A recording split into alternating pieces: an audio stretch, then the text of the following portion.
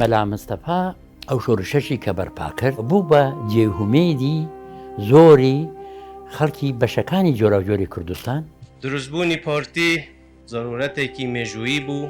کەواتە پارتی دروست بووە بۆ ئەوەی گەلێکی بندستی هەڕەشە لەسەر بەرەو ئازادی ببە. ئێمە میلەتێکی مەزڵومی، ئێمە لەگەڵ هەموو عالەمی دنیا شتێکی عەداییمان نییە، لەگەڵ هەموو کەس دۆست.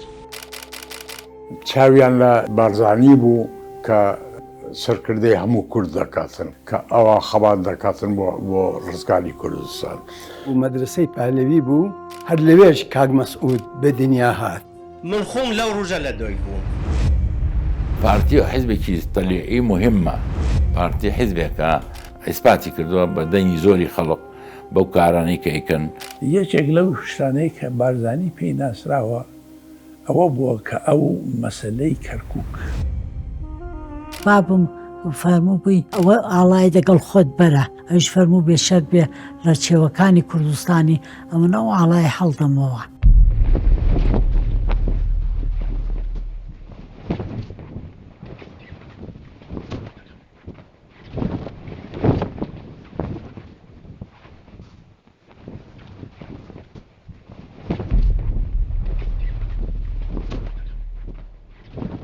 ئەم ئاڵایەک ئێستا لەسەر قەڵای هەولێری پایتەختی باشووری کوردستان دەشەکێتەوە. هەمان ئەو ئاڵایەیە لە چوارچرای مەهاباتی پایتەختی کۆماری کوردستان بۆ یەکەم جار بەدەستی قازی محەممەد و ژەنەرال مستەفا بارزانی هەڵکرا. بۆیە پرشنگە زێڕینەکانی ئاڵاکە تیشکی ئەو خۆرەیە هەموو بەیانیەک ڕووناکی دەبەخشێتە گۆڕی پێشەوەی کۆمار لە ڕۆژهەڵات و باوکی بزوتنەوەی ڕزگاری خوازی کوردستان لە باشوور.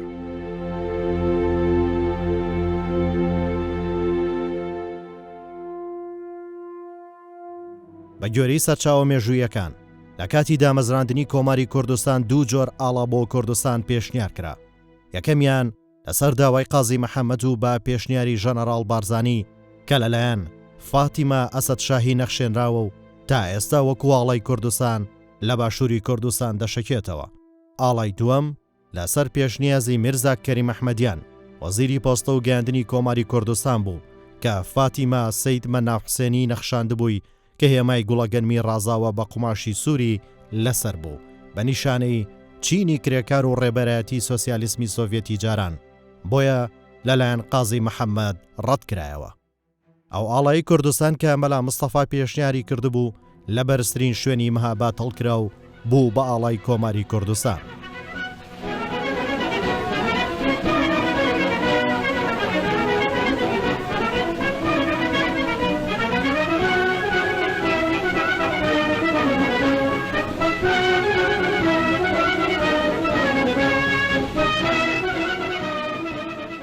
لەگەڵ هێرش بۆ سەر مەهابات و لەباربرنی کۆماری کوردستان پێشەوە قازی محەممەد ئەو ئاڵایە بە ئەمانەتدایە دەست ژەنەرال بارزانی بۆ ئومێدەوە ڕۆژێک لەسەر خاکی پیرۆز و ئازادی کوردستان سەر لە نوێ هەڵبکرێتەوە. بابم فەرموو بووی ئەوە ئاڵای دەگەڵ خۆت بەرە بە ئەو ئاڵای هەر بمێنێ، چونچە ئەگەر شاد وانی کوشتی بەسەردا بیە خەڵک لە بیری نەبێ و ئاڵای چۆناوە چۆن بووە ئەوەی دە خزمەت خۆیدا بەرە دابووی بە خزمەت مەلا مستەفای ئاڵاکە ئەو هەڵی گرت بوو بردبووی. ئەوش فەرموو بێ شەر بێ لە چێوەکانی کوردستانی ئەمن ئەو ئاڵای هەڵدەمەوە. کریس کۆچێرا لە کتێبی بزوتنەوەی نەتەوەیی کورد گرنگترین هۆکاری شکانی کۆماری کوردستان لە زاری ژەنەرال بارزانیەوە بەم جۆرە باز دەکات. لە ڕاستیدا ئەوە کوردەکان نەبوون لە بەرامبەر ئێراندا شکا بوون، بەڵکو شکست و دۆڕاندنی حکومەتی سۆڤێت بوو بەرامبەر ئەمریکا و بریتانیا. ئەمە وتەی ژەنەرال بارزانیە کە لە 11 دیسەمبەری 1946 لە بۆکان گوتوێتی و ژیری ئەو پیاوە ئاشکرا دەکات. پێش ئەوەی باسی پارتی بکەین لەم بابەتە دەبێ باسی مێژووی قوڵی بارزانی بکەین بەر لە دروستبوونی پارتی دموکراتی کوردستان لە 16 ئابی 1946. کەواتە ئێمە دیرۆک و مێژوویی قوڵترمان هەیە کە پێی دەگوترێ مێژووی هزری بارزانی، ڕێبازی بارزانی، تێگەیشتنی بارزانی بۆ قەزیەی گەلی کوردستان. بەو دەوڵەمەندی و سنجینی و زەنجینیەوە لە قوڵایی بارزانی لە ناو مێژووی گەلی کوردستان لەو حقیقەتە تێدەگەین کە بارزانی بۆ خۆی ڕێبازی بارزانی بۆ خۆی هزری بارزانی بۆ خۆی پانتایی و ئەتڵەسەکەی زۆر گەورەتر لە پارتی دموکراتی کوردستان بۆ یەش ئێستا سەرۆک بارزانی گەورەترە لە حزبێک و لە دیدگایەکی تایبەت بۆ یەشە بەردەوام کە سەرۆک مەسعود بارزانی ئەبینین هەموو تابلۆی کوردستان دەبینین تەنانەت هەندێک جار سەرۆک بارزانی لە تێفکرین و تێڕوانینەکانیدا زۆرێک لە ڕایەڵەی هەیە لە گرێدانەوەکان کە حیزبەکانیش خۆی تیا دەبیننەوە.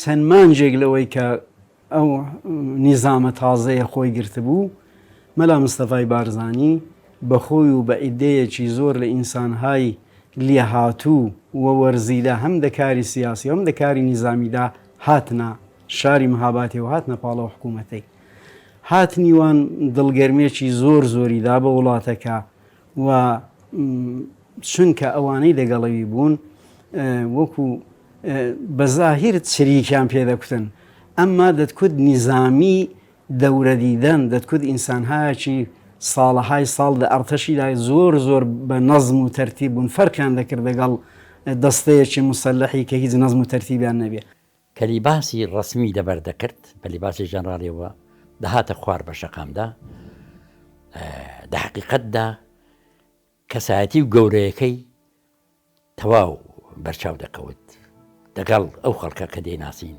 چاکو خۆشی و حاڵ و ئەحواڵی دەپرسی زۆر میهرەبانانە. گەورەترین بیرێکی کە قازی محەممەد کردیەوە ئەوە بوو کە پەزیرای مەلا مستەفای بارزانی بوو. مەلا مستەفا کە لەو دیوی بیستە هاتە ئێرانێ و قازی محەممەد زۆر پەزیرایکی باشی لێ کرد و ئەو مەسئلە باعث بوو کە جمهوری کوردستانی قووەت بگریە و ئەو دەمی ئەشایر و ئەوانە کە تەماعیان تێکرد بۆ حملەی پێ بکەن بە تەرەفداری لە دەوڵەتێ ئیدی ئەو دەمی هەموویان پاشەکشیان کرد کەواتەکی مەلا مستەفا هاتە ئێرە و ئەو قدرەتە بە جمهوری کوردستان ئیزافە بوو قدرەتی جمهوری کوردستان زۆر چۆسەریە و جمهوری کوردستان دەنگی داوە ئەو دەمی زۆر لە هەر چوارچەوەی دەنگی داوە. بە گوێرەی دەقەمێژوویەکان پاش ڕوخانی کۆمار بارزانی و یاوەرانی 3000 تفەنگ 120 ڕەشاش و 2 تۆپیان هەبوو لە بواری چەکداریەوە جەنگاوەرانێکی نەترس توانا و سامناک بوون لە بەرامبەر سوپای ئێران بە جۆرێک هێزەکانی هێران لە نیوەی مانگی مارسدا 12 کەسیان لێ کوژرا و 7 کەسیشیان بەدیلگیرا هەفتەیەک دواتریش 20 کەسیان لێ کوژرا و 15 تریشیان لێ بەدیلگیرا. کاپتن حەمەدی مەولودی یان محەممەد مەولودیان یەکێک لە دامەزرێنەرانی کۆمەڵی ژێکاف و بەڕێوبەری پۆلیس لە سەردەمی کۆماری کوردستان لە کتێبی کوردبوون لەبارەی ئازایی و بێری و جەنگاوەری بارزانیەکان دەنووسێ ئەو بارزانیانە زۆر شەڕکردن و لە مردن ناترسن. مەلا مستەفا ئەو شۆڕشەشی کە بەرپا کرد بوو بە ئەسبابی ترسی حکوومەتەکانی داگیری کوردستان لایەک بە بوو بە جێهومێدی زۆری خەڵکی بەشەکانی جۆراوجۆری کوردستان بە شێوەیە کە لە کوردستانی ڕۆژهەڵاتڕا خەڵک یارمەتی خردەکردەوە یارمەتی نەقدی یارمەتی جنسی مەوادی خۆراکی و حتا ئیمکاناتی نیزامی ئەوەی کەوە چەندیان دەکەوت دیانار بۆ شەڕشی ئەیلوک. مەلا مستەفا هەموو ئەمەل و هیوای ئەوە بوو ڕۆژە لە ڕۆژان وەزعێکی وا دروست ببێ کە کورد حسابێکی بۆ بکرێ.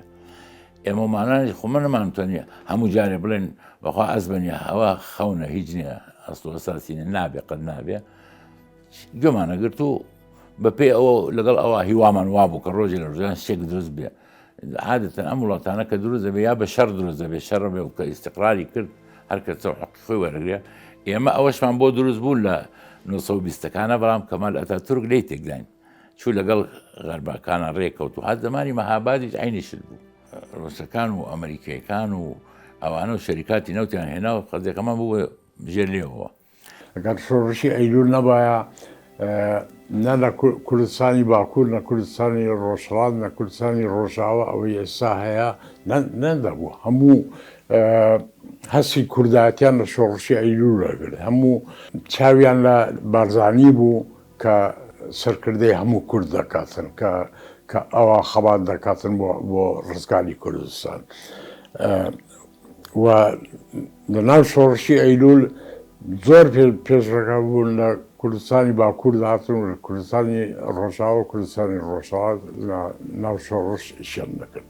مەلا مستەفا هیچ گومان نییە لەوە کە ئەم پیاوە سەرکردەی میلەتی کورد بوو لە وەختا چونکە بەڕاستی بە تایبەتی لە شۆڕشی ئەیلوولە مەلا مستەفا وەکو وتم توانی وەفاداری و خەڵقی هەموو ئەتوانم بڵێم باشووری کوردستان شوێنی بکەون شوێن ئاواتەکانی بکەون شوێن سەرکردایەتەکەی بکەون کە بۆ 14 ساڵ هینی کرد بەڵام مخابن لە دەستیدا مەلا مستەفا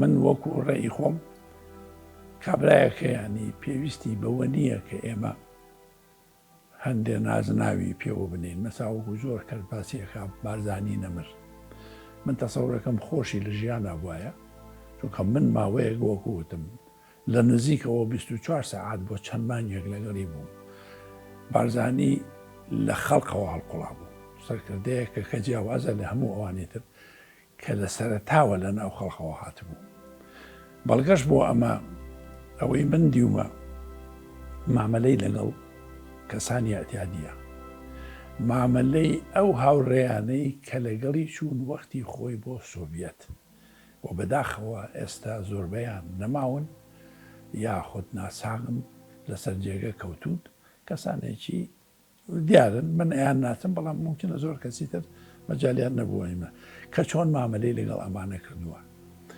هەندێکیان هەر بە ناوی مستەفا خۆی بانیان کردووە مەلا مستەفا ئەوە نە خاچی بووە لەم شتانە کە پێویستی بەوە نەبووە ینی خەڵک بە ناوی گەورە و بە ناویست لەوە هینی بکە مەلا مستەفا کابرایەک بووە سیقەی بەخۆی بووە بەڵام نووسەران باسی ئەوە ژەکەن کەڵێن کابرایەک بووە شێوە ڕۆحیەتێکی ئەرستۆقراتی تیا بووە بەڵام زانیوێتی چۆن مامەلە لەگەڵ خەڵقا بکە.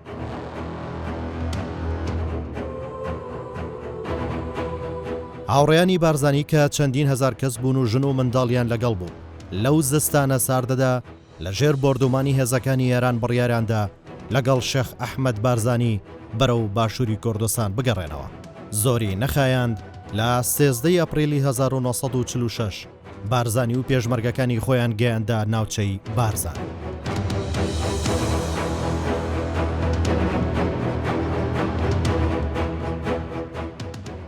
ژەنەڕاڵ بارزانی هەمیشە بە یاوەرەکانی و ئەو کەسانی سەردانیان دەکرد دەیگوت ئەگەر پشتگیری خەڵکمان لەگەڵ بێ دوژمن هەرگیز ناتوانێت بەسەرماندا زاڵ بێ تەنانەت ئەگەر لە ڕووی چەک و تەقەمەنیەوە 1000 جار لە ئێمە گەورەتر بن.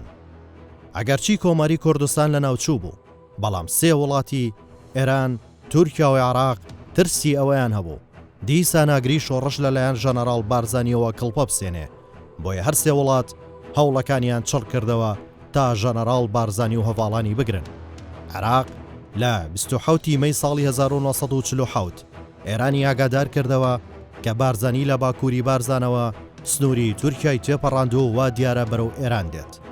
مەلا مستەفا بارزانی هاوڕێ لەگەڵ 500 کەس لە پێشمەرگەکانی دوایی ڕێپێوانێکی دوور و درێژ و بڕینی 350 کیلۆمەتر خۆیان گەیاندە سەر ڕووباری ئاراس و لەوێوە سنووری سۆڤێتیان تێپەڕاند و ئازایانە خۆیان گەیاندە ناو خاکی سۆڤێت. تەسەور بکە بارزانی بە درێژایی 11 ساڵ لەوێ ئەوێ زۆر کەسانێک بوون لە دەرەوەی یەکێتی سۆڤێت بووبوون بە ئستالین لە ئستالین ستالینتر گە خوێندنەوەیەکی کرچ و کاڵیان بوو لە مارکسیسم لێنینیسم خوێندنەوەیەکی ئستالینیسمی زۆر غەڵەت دەرەنجامەکەشی خۆی نیشانداوە لە مێژووی خەباتی گەلەکان و لە مێژووی حزبە چەپەکاندا وەلەو ئەمانە پڕ بوون لە مرۆڤی شەریف مرۆڤی کارامە مرۆڤی ئەو داڵی ئازادی ئەو داڵی بەرابەری بەڵام بارزانی نەگۆڕە ئینتمای خۆی لەژێر هیچ گوشارێکە تەسلیم نەبوو. بە گوێرەی بەڵگە مێژوویەکان سوپای 3 وڵات ئێران تورکیا و عێراق فەرمانی گرتن یان شەیدکردنی بارزانی و هاوڕێکانیان پێدرا بوو. لە دیسەمبەری 1945 دادگەی کاتی شەڕی عێراق سزای لە سێدارەدانی بۆ مەلا مستەفا بارزانی و شێخ ئەحمەد و 33 لە هاوڕێکانی دەرکرد بوو. کاتی ڕێپێوانە مێژوویەکەی بارزانی شاهی ئێران خۆی دەگەێنێتە شاری ئەردەبیلی نزیک لە ڕووباری ئاراس و لێوێەوە فەرمان دەردەکات. بە هەر شێوەیەک بووە ڕێگا لە بارزانیەکان بگرن و هەڕەشە لە ئەفسەرەکانی دەکات و دەڵێت ئەگەر بە باشی فەرمانەکانی بەڕێوە نەبن لەلایەن دادگەی ئەرتەشەوە بەتونترین شێوە سزا دەدرێن.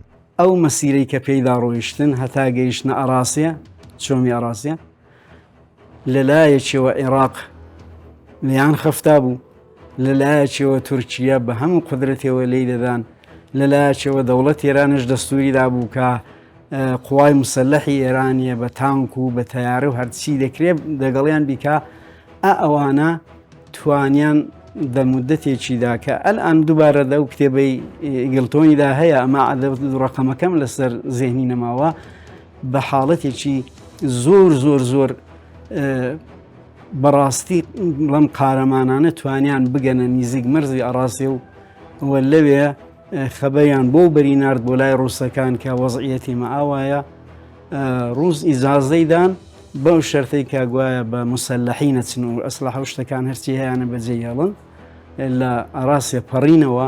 لە هەمان کاتدا زۆرێک لە شاعیران و نووسەرانی کورد لە سلێمانی پشتیوانی و خەمخۆری خۆیان بە هۆنراوە و نووسین پشتیوانی بارزانی و هاوڵانیان دەکرد. لە دیارترینیان پیرەمێردی شاعیر لە دوایین ساتەکانی ژیانیدا لەسەر جێگا بە ئازارەوە دەنووسێت و دەڵێت عشرەت هاوارە عشرەت هاوارە عشرەت هاوارە کەوتومە ئاراس ئاو بێ بوارە ڕێم نییە منی شوێن ئەوان کەوم پیرم هەنگاوێک بنێم ئەکەوم لێرە شوا کەوتوم بەدەم دەردەوە لە ئێشی دووری و ئاهی سەردەوە دکتۆر دەوای تۆم ناوێ لێم گەڕێ بەڵکم بە ئاهەم دەوران وەرگەڕێ یا وەرگەڕێ ئێلم وەرگەڕێ یا سرمەی تۆپی زەڕەی بەرکەوێ ئەو ساکە دوعای من وا گیرابێ لە خانەی خاکە ئاواتم نابێ اینجا تەلقینم بدەن بە کوردی بڵێن ئاواتت هاتە جێ و مردی. دوجار بارزانی و پێشمەرگە ئازاکانی هاوڕێ لە 9 ژانیوەری ساڵی 1940 بۆ دوایین جار لە باکووری شاری خۆی هێزی سوپای ئێرانیان بەزاند و هەفتەیەک دواتر ڕووباری ئاراسیان تێپەڕاند و شکستیان بە چەک و چۆڵی سوپای سێ وڵاتێنە و خۆیان گەیاندا سۆڤیەتی جاران.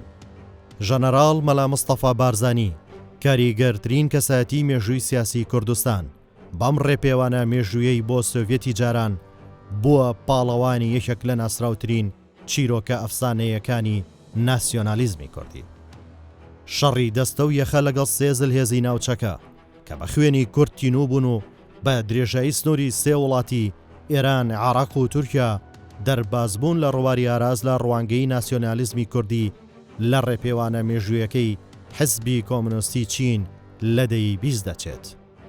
ژەنەرال بارزانی ئەگەرچی بەجەستە لە سۆڤێت بوو بەڵام بیر و ڕۆحی لە کوردستان بوو بۆیە هەمیشە دەیگوت تا چەکم لە شان بێ پیاوی خۆمم خزمەتی هیچ دەوڵەت و هێزێکی دەرێکی ناکەم بەریتانیا بێ یان ئەمریکا و رووسیا پیاوی کەس نیم بەڵام خزمەتکاری گەلەکەمم. قازی محەممەد زۆر ڕێزی لە مەلا مستەفاینە لە جەماعەتەکەیوی بە تۆری کولی و ئەمە زۆر افتخارمان دەکرد کە بە ئیستیلا لە جەمهوری کوردستاندا متەوەلید بووین، لە جەمهوری کوردستاندا دەخوێنین، ڕێژە دەڕۆیشتین لە پێش بە ئیستیلا هەیئەتی دەوڵەتی بە ئیستیلا جەمهوری کوردستان و ئەوانە ئەمە بە عنوانی وەرزشکار ئەو دەمی بە ئیستیلا لیباسی وەرزشیمان دەبەر دەکرد و داهاتین ڕێژە دەڕۆیشتین و ئەو دەمیش بەڕاستی ئیدەیەکی زۆر لە منداڵانی ئێستا گەڕەکی مەلا مستەفای کە لە مەدرسەی پالێوی خانۆکەی بوو داهاتین ڕادەوەستان کە تا مەلا مستەفا نیوەڕۆیان داهاتەوە و ئەمە لەوێ پێشوازیمان لێ دەکرد. یەکێکی تر لە شاعیرە ناسراوەکانی کوردستان شێرکۆ بێکەس لە شیعرێکدا بۆ بارزانی دەنووسێت خۆشمانەوەی خۆشمانەوەی بەقەد ڕقی شمشێری چاوی ئەوان خۆشمانەوەی خۆشمان ئەوەی بەقەد ژمارەی چاوی جاسووسی سەر و خوار ڕۆژ هەڵات و ڕۆژ ئاوایان خۆشمانەوەی چەندیان ناوەکەت خۆش ناوێ خۆشمانەوەی. شێوەژیانی سادە هەڵسوکەوتی لەگەڵ کۆمەڵانی خەڵک، زیرەکی سەربازی، بێری و گیانفیدایی بۆ دۆزی ڕەوای گەلەکەی لەگەڵ ڕابردووی درەوشاوی خۆی و ماڵباتەکەی کە کاتی گەنجێتی بە 500 پێشمەرگەوە بۆ یارمەتیدانی شۆڕشەکەی ئەحسان نووری پاشا خۆی دەگەێنێتە ناوچەی ئۆرارمار و لەگەڵ سوپای تورکیا دەکەونە شەڕی دەستە و یەخە، یان لە کاتی ڕاگەاندنی کۆماری کوردستان بە هەموو پێشمەرگەکانیەوە خۆی دەگەێنێتە مەهاباد. ژەنەرال مەلا مستەفا بارزانی دەکاتە ناسراوترین ناو لە مێژووی بزافی ڕزگاری خوازی کوردستان و یەکەم ڕێبەری کووردە کە توانی ئەو حکومەتی شەڕی لەگەڵ دەکا ناچار بەڕاگرتنی شەڕ و واژۆکردنی ڕێکەوتنی 11 ئازاری ساڵی 1970 لە باشووری کوردستان کات.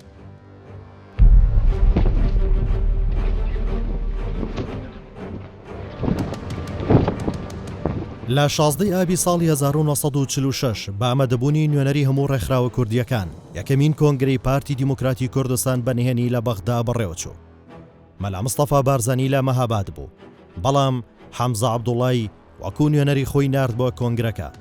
بارزانی وەکو سەرۆکی پارتی دیموکراتی کوردستان هەڵبژێدرا و شێخ لەتیفی کوڕی شێخ مەحموود و زیاد محەممەد وەکو جێگری سەرۆکی پارتی دیاریکران. 10 ساڵ دواتر واتە ساڵی 1956 ناوی پارتی دیموکراتی کوردستان بۆ ماوەیەک بۆ پارتی یەکێتی دیموکراتی کوردستان دەگۆڕدرێت، بەڵام دواتر دەگەڕێتەوە بۆ ناوەکەی پێشووتری. دروشمی پارتی لەو سەردەمەدا دیموکراسی بۆ عێراق، ئۆتۆنۆمی بۆ کوردستان بوو. پارتی ویلادەی قەزیەیەکی قەومی نیشتیمانی نەتەوەیی گەورەیە، ویلادەیەکی زۆر تەبیعی کە دەڵێم ویلادەیەکی تەبیعی مەبەستمەوەیە بڵێم ڕەتفعل دروستی نەکردووە بە قەدەوەی فعل و فاکتێکی زۆر نیشتیمانی بووە. کە دەڵێم ویلادەیەکی تەبیعی دەمەوێت باسی ئەوە بکەم کە ڕق و چینە دروستی نەکردووە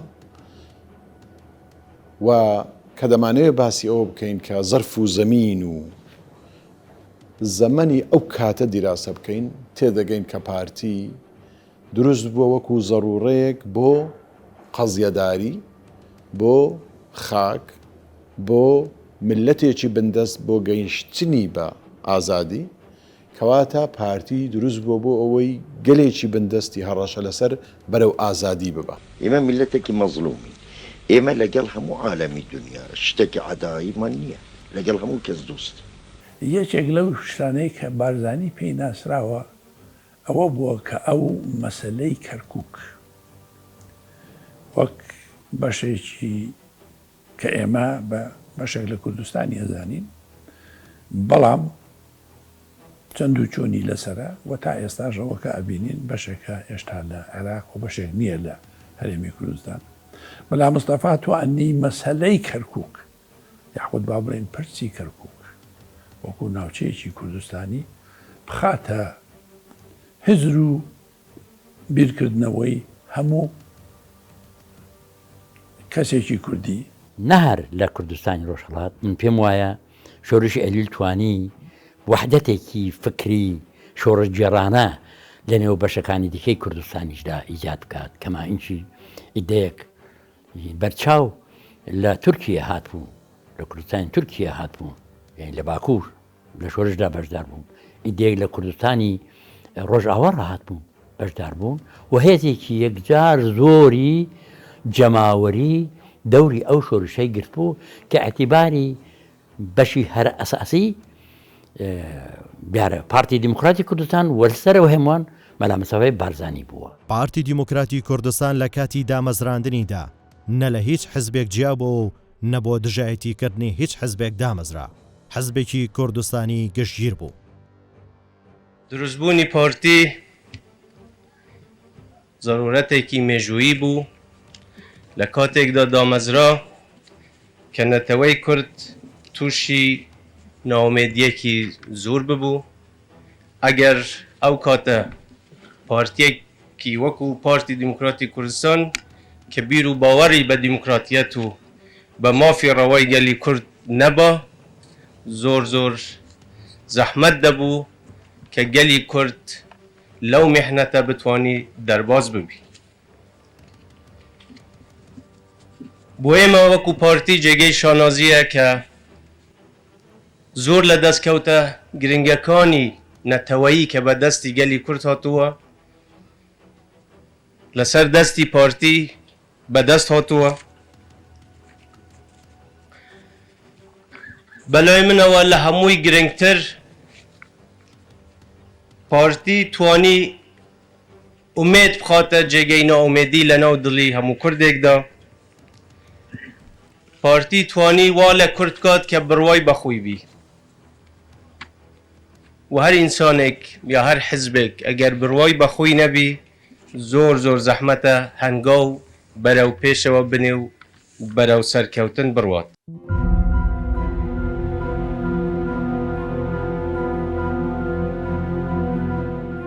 بارزانی هەر لەو کاتەوە کە مەهابادی تەرک کرد و داوای لە پێشەوای کرد دەگەڵی بچێ و دەگەڵی نەچوو، دیارە پێویستە ئەوەی بزانن کە دەگەڵی نەچوو تەوزیحیدا وتی ئەگەر ئەمن دەگەڵ تۆ بێم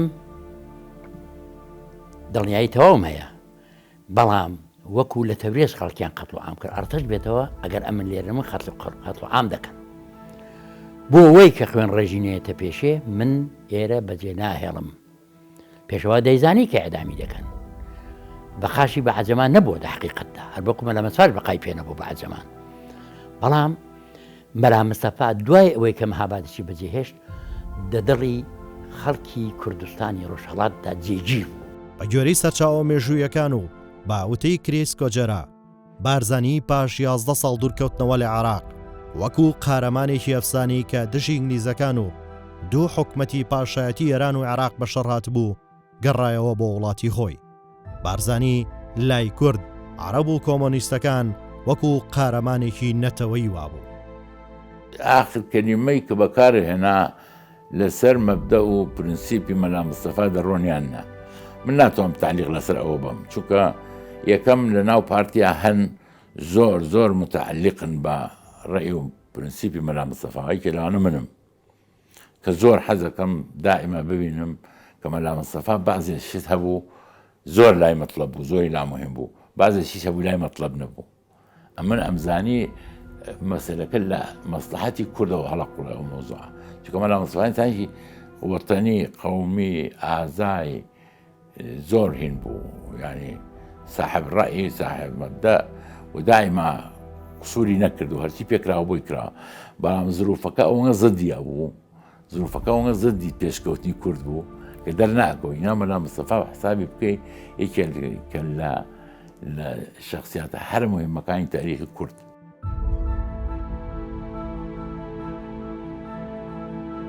پارتی بۆ ئازادی دروست بووە، بۆیەش ئەگەر سیرکەی لە نێو تێفکرینی سیاسیانەی پارتی بەردەوام هاوارێک هەیە بۆ ئازادی، بانجێک هەیە بۆ سەربەستی.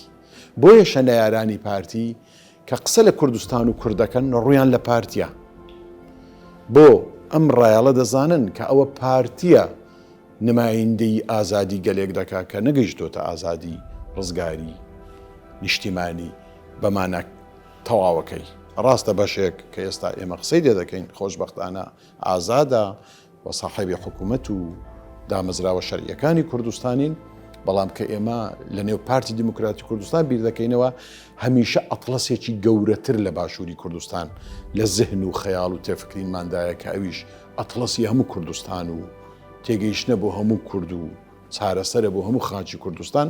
بەڵام بەپێی ئەم واقعەیە کە هەیە ئێستا ئێمە بەڕێزگرتن لە دەرودراوسێ بە تێگەیشتن لە پرۆسەی ئاشتی بە دروستکردنی ڕایەڵەی دیالۆگ سازی لەگەڵ دەوڵەتان دەمانەوێ ئەم نموزەجەی باشووری هەرێمی کوردستان کە خۆی لە حکوومەتی کوردستان، پەرلەمانی کوردستان، سەرۆکایەتی هەرێمی کوردستان دەبینێتەوە لەگەڵ دامەزراوەکانی تر ببین بە ڕووی پۆزتیڤ بۆ پارچەکانی تریش. بەڵگە مێژوویەکان دەیسەلمێنن. مەلا مستەفا بارزانی هەموو ژیانی لە پێناو بەدەستێنانی ئۆتۆنۆمی بۆ باشووری کوردستان بەخت کردو. شۆڕشە درێژخایەنەکەی بووە هۆی ناوبانگی لە دەرەوە و ناوەی کوردستان وەکو قارەمان و ڕێبەرێکی نەتەوەی. بەوتەی مێژوونووسان یەکەمین ڕێبەری مێژووی کورد بوو کە پاش 1500 ساڵ بە گوێرەی ڕێکەوتنی 11 ئازاری 1970 جوانی مافەکانی گەلی کورد دەستە بەرکات.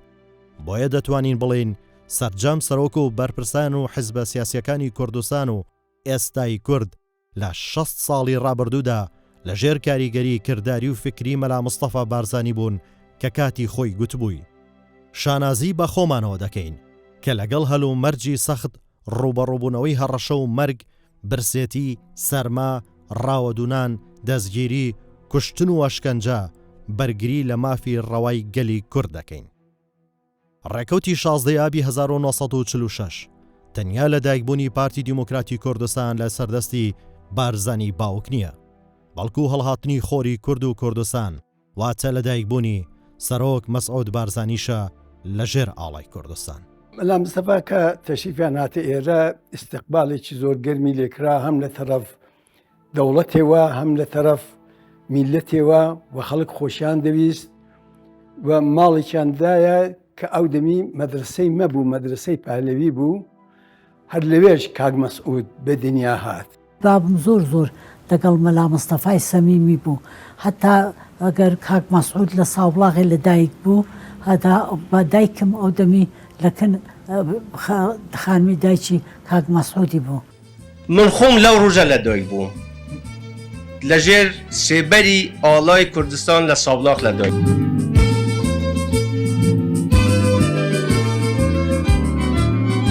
و هەموو دەقیقەیەکیش ئامادەم لەژێر سێبەری ئەو ئاڵایە و بۆ ئەو ئاڵایەش بمرم.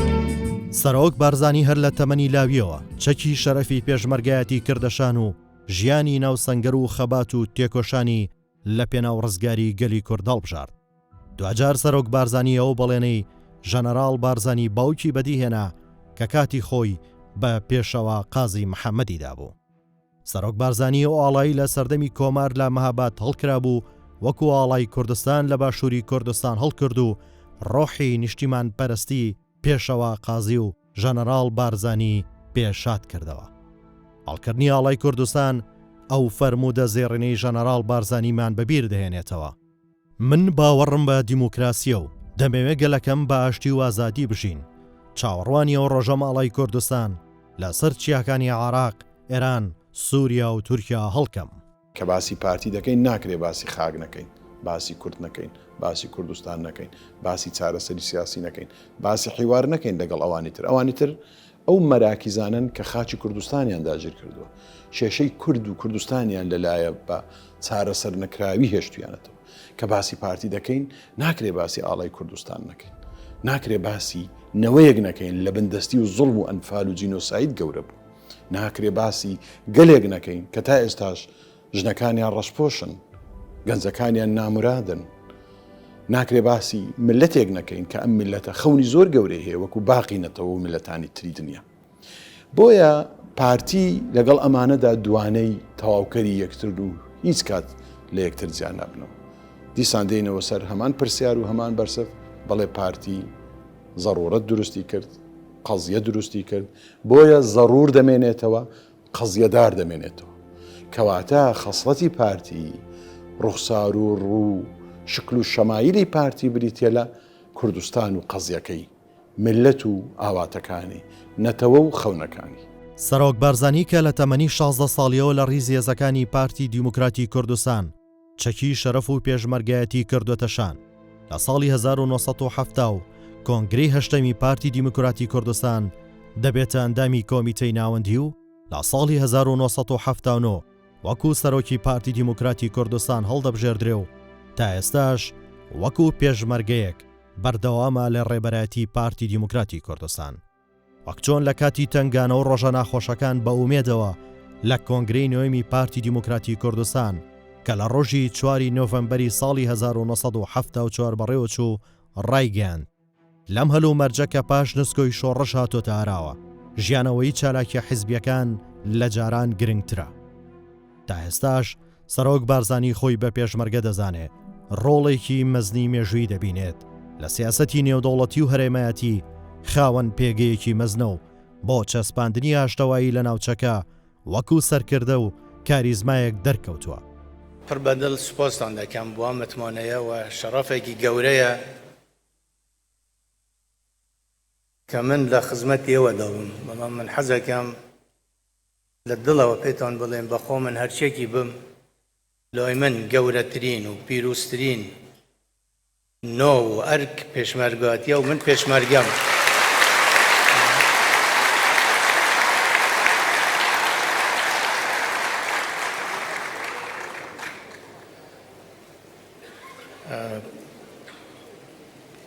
من لەوانە نیم لەو کەسانەی کە حتا دەمری سەرۆک بی یان بەرپرس بی یا مەسئول بی حەزب کاتن. من حەزم دەکرد جەوێکی وا وەزعێکی وا دروست ببا لە هەرێم لە لە ناوچەکە. من لەم کنگرەدا داوای ئیجازەم لە ئێوە کردبا. سەرۆک بارزانی توانیوێتی باشووری کوردستان لە ڕۆژهەڵاتی ناوەڕاست بکە بەلانکەی پێکەوە ژیانی ئاینی و نەتەوەی. لەگەڵ ئەوەشدا متمانە بەخۆبوون و ئیرادەی بۆ تاکی کورد لە کوردستان گەڕاندۆتەوە بە جۆرێک مرۆڤی کورد خۆی بۆ هیچ دوژمن و داگیرکەرێک ناچەمێنێتەوە و ئامادەیە لە پێناو کەرامەت و ئازادی کوردستان خۆی فیدا بکات. پارتی وەکو حیزبێک ضروریە، بەڵام بۆ ضروریە بۆ مجتمعێکە کە بە کەلکی ئەو وەزع بێت. وەزعی ئەمە خراپە، پارتی قسوور ناکە هەوڵە، بەڵام زۆر زەحمەتە چووکە ئێمە دوشمنەکانمان هەموو زۆر بەقوتن، زۆر زاڵمن، ڕێگەیان لێگرتوین، زۆر شتەیە توان بیکەین کە نایکەین و ئێمە زروفەکەمان ئەمەگە ناسکە باز دەسێ ناوێرین بیکەین، حەقیشمانە. ئێستا مەسەلەی یەک جار بڕۆ لە جریدێکە ئێلانێ دەرکە بڵێ کوردە بێ واز هەموو شتێ بێنێ تریکیز بکات سەر ئەوەی کە کورد جیابێتەوە لە عێراق. ئەوان ئینفیسالیەت دوژمنەکانی ئێمە ئینفیسال بە جورمێکی گەورە ئەزانن. بارزانی توانی هەر لە خانەقینەوە تا زاخۆ هەموو کورد هەموو یەک ڕێزبی، دەنجی کورد هەموو یەکبی و هیچ فەرقی جیاوازی نەبوو لە بینی ئایا کلیسیانە، ئایا مسلمانە، ئایا کوردە، ئایا تورکە، ئایا عەرەب، هەر کەسێکی کە پەیوەندی بکرێ بە شۆڕشی جێی ڕێزران بوون و جێی تەقدیر و لای بارزانی بە.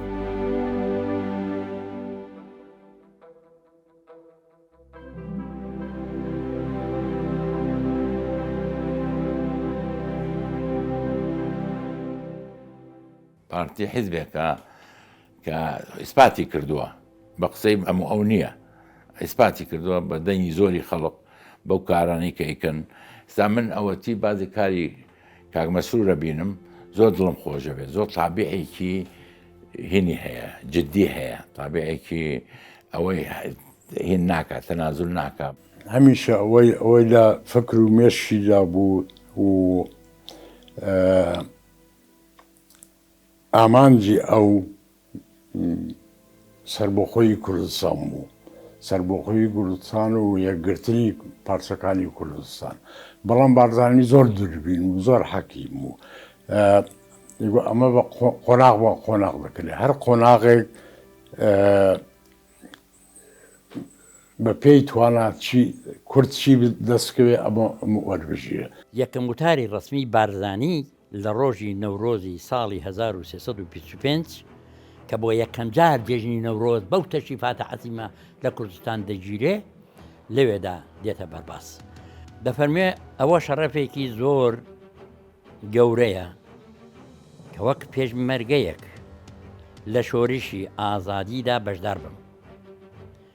وە شەڕەفێکی زۆر گەورەترم وەرگرت کە هێزی ئازادی سەرکردایەتەکەی بە من ئەسپێدرا بۆ پارێزگاری کوردستان.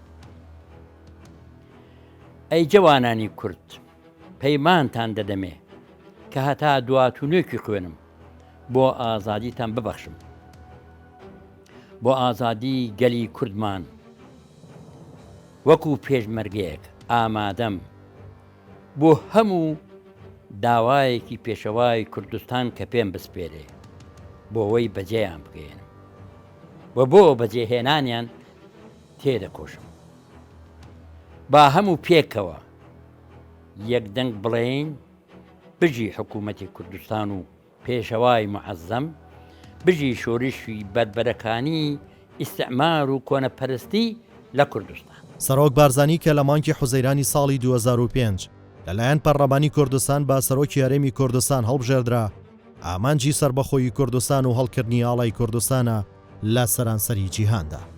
باوتەی ئۆلگا ئێڤانۆڤیاناشی گالینا نووسەری کتێبی پۆرترێتی مێژوویی مەلا مستەفا بارزانی لە سەرەتای سەدەی 21 مەسعود بارزانی کوڕی ژەنەرال بارزانی بووە سەرۆکی هەرێمی کوردستان کە بەکردار هیوە و ئارەزۆکانی باوکی بەرجەستە دەکرد. بۆیە زۆرینەی خەڵکی کوردستان پشتگیریان دەکرد و ئەمە و ڕاستیەبان بۆ دەسەلمێنێت گەلانی ناو کوردستان متمانیان بە بارزانی و پارتی دیموکراتی کوردستان هەیە کە ئەو ڕێبەرایەتی دەکات. سەرۆک بارزانی کە لە مانکی تەموزی ساڵی 2009 لە یەکەم هەڵبژاردنی ڕاستەوخۆ بۆ سەرۆکایەتی هەرێمی کوردستان بە دەنگدانی جەماوەری با زۆرینەی دەنگ هەڵبژێردرایەوە لە حوتی حوزەیرانی 2017 ڕایگەیاند هەرێمی کوردستان لە 25 ئەیلولی ساڵی 2017 ڕیفراندۆمی سربەخۆیی ئەنجامەدات و ڕۆژێک پاش ڕیفراندۆمەکە ڕایگەیاند. ڕیفراندۆمەکە سەرکەوتوو بوو و داوای لە وڵاتانی دراوسێ کردکراوە بن بۆ گفتوگۆی داهاتوو. ئەگەرچی بەهۆی خیانەتی بەشێک لە هاوپەیمانان سەرەتا لەگەڵ ڕیفراندۆم بوون و بەهۆی کشانەوەی هێزەکانیان لە شاری کەرکووک و بەدەستەوەدانی ئەو شارە بە حەشدی شعبی و هێزانیەکانی عێراق گەلانی کوردستان بێبەش بوون لە بەروبوومی ڕیفراندۆم و گەیشتن بەسەر بەخۆیی. بەڵام ئەو ڕیفراندۆمە هێشتا شەرعیەتی ماوە و کارتێکی بەهێزە بۆ گەلی کورد و لە بیرمان نەچێت سەرۆک بارزانی لەسەر هەمان ڕێباز و ئامۆژگاری بارزانی باوکە کە پاش ڕۆخانی کۆماری کوردستان گوتبووی هەرگیز لە بەرامبەر دوژمنانی کورد خۆ ناچەمێنمەوە و ناهێڵم کوردستان ببێتە مۆڵگەی دوژمنان و داگیرکەران. وەک چۆن دوو شاخی ئاگری و ئاربابا لە باکوور و ڕۆژەڵاتەوە دەستی هەڵگورد و قەندیلیان لە باشوور گرتووە و بوون بەجەستە و ڕۆحی زاگرۆز شاخ و داخی بارزان و مەهابادیش ناتوانن دەستی یەک بەردەن و بوون بەلانکەی شۆڕش و کوردایەتی. خاکی پیرۆزی ئەم دوو دەڤەرە وەکو دایکێک دوو ڕۆحی مەزن و فیداکاری کوردستانی لە ئامێز گرتووە. ئێرە مەهابادە لانکە و ئارامگەی پێشەوەی کوردستان و ئێرە بارزانە مەزارگەی پیرۆزی ژەنەرال بارزانی، دوو ڕۆحی مەزن کە وەک دوو باڵی هەڵۆیەک بۆ هەمیشە بەسەر ئاسمانی نیشتیماندا دەفڕن.